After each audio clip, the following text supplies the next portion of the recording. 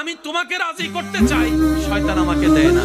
আমি তোমাকে রাজি করার জন্য নামাজ পড়তে চাই, সকালে ফজরের নামাজ পড়ার জন্য আমি মোবাইলে অ্যালার্ম দিয়ে রাখি, আর শয়তান এমন ভাবে আমাকে ভুলাই দেয়। ফুটবল খেলার জন্য আমাকে আধা ঘন্টা আগে ঘুম থেকে তুলে দেয়, কিন্তু ফজরের জন্য আমাকে সে উঠতে দেয় না, আমাকে উঠতে দেয় না। কথা বলেন ঠিক কিনা?